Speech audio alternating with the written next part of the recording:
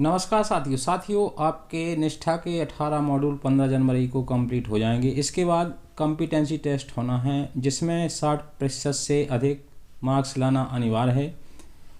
इस टेस्ट हेतु आपके लिए मॉड्यूल 1 से 18 तक के अभ्यास प्रश्नोत्तर आपके लिए लाए हैं, जिसका आप अभ्यास करें और कॉम्पिटेंसी टेस्ट में ज़्यादा से ज़्यादा नंबर ग्रहण करें। तो साथियों, आपने अभी तक इस चैनल को सब्सक्राइब नहीं किया है तो उसे कर लें और बेल आइकन को प्रेस करके ऑल पर सेलेक्ट कर लें। इससे हमारे आने वाले सभी महत्वपूर्ण वीडियो का नोटिफिकेशन मिलता रहेगा। तो चलिए साथियों, इसे शुरू करते हैं। मॉड्यूल क्रमांक 1, पाठचर्या और समावेशी कक्षा। पहला प्रश्न दिया गया है, निष्ठा का फुल फॉर्म बताइए। तो निष्ठा का फुल फॉर्म है national initiative for school heads and teachers holistic advancement. दूसरा प्रश्न है, निष्ठा के द्वारा कितने शिक्षकों को प्रशिक्षण दिया जा रहा है। तो इसमें करीबन 42 लाख शिक्षकों को प्रशिक्षण दिया जा रहा है। निष्ठा प्रशिक्षण का उद्देश्य क्या है? सभी शिक्षक साथियों को क्रिएटिव, ऊर्जावान, उत्साही बनाकर सतत उनके व्यवसाय का उन्नयन करना, बच्चों को क्रिएटिव बनाते हुए उन्हें शिक्षा की मुख्य धारा से जोड़ना। यहाँ पर निष्ठा की विशेषताएं दी गई हैं। निष्ठा प्रशिक्षण कार्यक्रम में कुल कितने मॉड्यूल्स हैं, जी सबको पता है। निष्ठा के प्रत्येक मॉड्यूल में कितने चरण हैं? निष्ठा के कुल 7 चरण हैं। प्रत्येक मॉड्यूल में कितनी गतिविधियां दी गई हैं?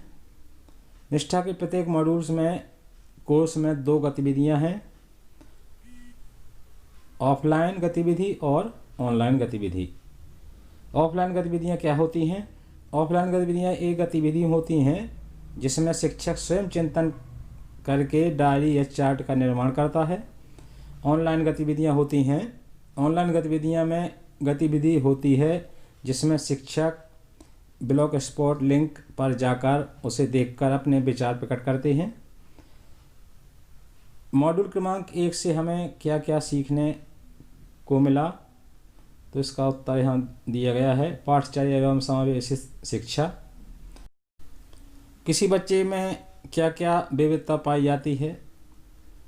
तो इसका उत्तर यहाँ दिया गया है, सीखने का स्तर, आकार में, आर्थिक स्थिति में, लिंग, जाति, उम्र एवं दिव्यांगता आदि। किसी विद्यालय की समस्त दिनचर्या किसके निर्देशन में होती है? तो यहाँ इसका उत्तर दिया गया है। पाठ्यक्रम का आशय किससे है? अभी तक देश में कुल कितनी राष्ट्रीय शिक्षा नीति बनी है? तो इसका उत्तर है, हमारे देश में अभी तक कुल 3 राष्ट्रीय शिक्षा नीतियां बनी हैं। 19वां प्रश्न है, एनसीईआरटी के द्वारा कुल कितनी राष्ट्रीय पाठचर्या की रूपरेखा बनाई जा चुकी हैं? तो इसका उत्तर यहाँ पर दिया गया है। पहला 1975, दूसरी 1988, तीसरी 2000 और चौथी 2005 और अभी 2020। तो कुल कितनी बन चुकी हैं? 1 2 3 4 5 राष्ट्रीय पाठचर्या बनाई जा चुकी हैं। और 20वां प्रश्न है, एनसीईआरटी ने किन किन कक्षाओं के लिए लर्निंग आउटकम्स बनाए हैं? तो इसका उत्तर है कक्षा 1 से 10 तक। समावेशी कक्षा से क्या आशय है? तो इसका उत्तर यहाँ पर दिया गया है। राष्ट्रीय शिक्षा नीति 2020 की संरचना किस प्रकार की बनाई गई है? तो उत्तर है 5+3+3+4। इस तरह से इनको देखते जाना है, इनका अध्ययन करते जाना है। यूडीएल के क्या कार्य हैं? सीखने की सामग्री जैसे कि वीडियो, ऑडियो, ब्रेल प्रिंट और सांकेतिक भाषा के द्वारा सिखाना।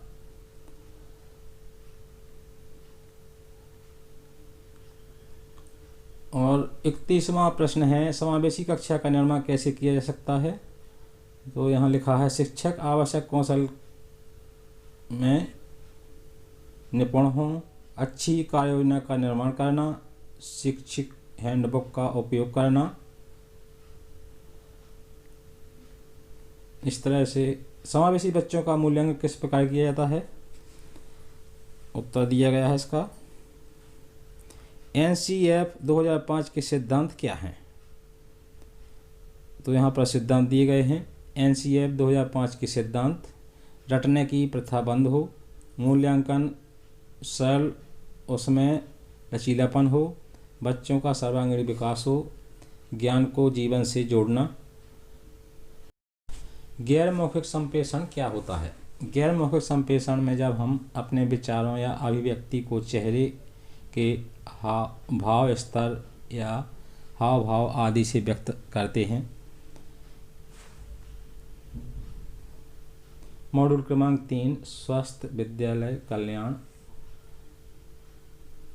स्वास्थ्य विद्यालय में कल्याण मॉड्यूल का मुख्य उद्देश्य क्या है? तो यहाँ पर उद्देश्य दिए गए हैं। बच्चों के स्वास्थ्य को प्रभावित करने वाले कौन कौन से कारक हैं? कारक दिए गए हैं मानसिक, भावनात्मक, सामाजिक, विचार, व्यवहार या आहार।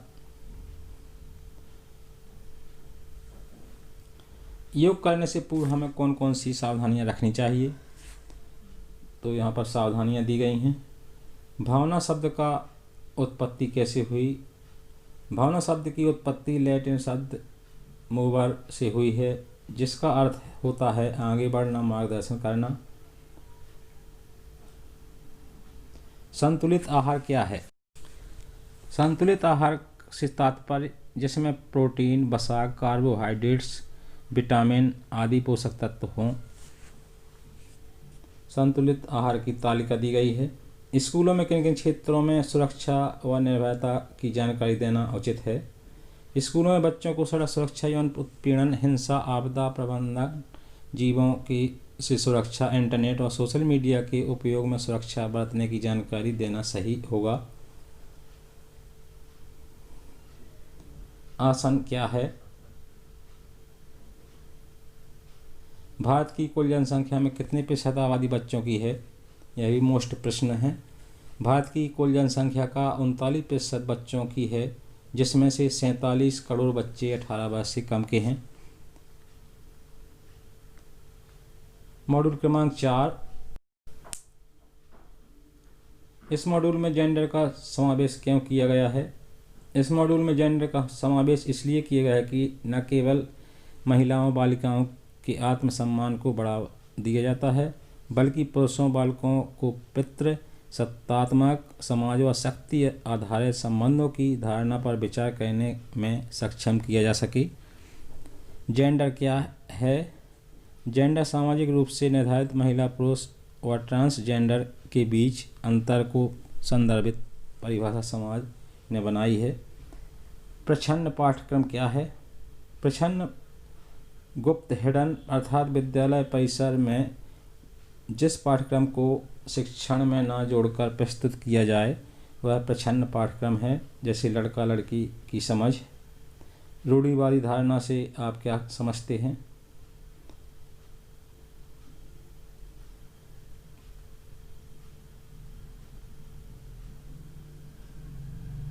मॉड्यूल क्रमांक 5 शिक्षण अधिगम मूल्यांकन में आईसीटी का समाकलन या उपयोग। आईसीटी का फुल फॉर्म बताइए। आईसीटी का फुल फॉर्म है information and communication technology. ICT क्या है? आईसीटी को उपकरणों व संसाधनों के रूप में परिभाषित किया जा सकता है जिससे नेटवर्क आधारित नियंत्रण, निगरानी, प्रबंधता के लिए भी उपयोग किए जाने वाले किसी भी संचार उपकरण व ऐप्स शामिल होते हैं। सॉफ्टवेयर क्या होते हैं? हार्डवेयर क्या होते हैं? पीपीटी क्या होता है?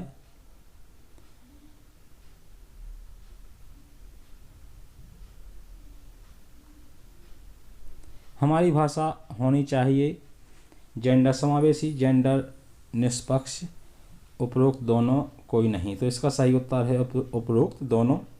कौन सा कथन जेंडर मिथक है? महिलाएं आश्रित होती हैं। शिक्षकों का लेबलिंग पैटर्न आता है पाठ्यक्रम में, जेंडर संवेदनशीलता में, हेडेन पाठ्यक्रम में, कोई भी। तो उत्तर है इसका हेडेन पाठ्यक्रम में। तो साथियों आज की वीडियो में इतने ही प्रश्नोत्तरी के बारे में बताया जा रहा है। बाकी मॉड्यूलों की प्रश्नोत्तरी अगले वीडियो में बताई जाएगी। जानकारी पसंद आई हो तो वीडियो को लाइक करें, शेयर करें और चैनल को सब्सक्राइब करें। धन्यवाद। जय हिंद।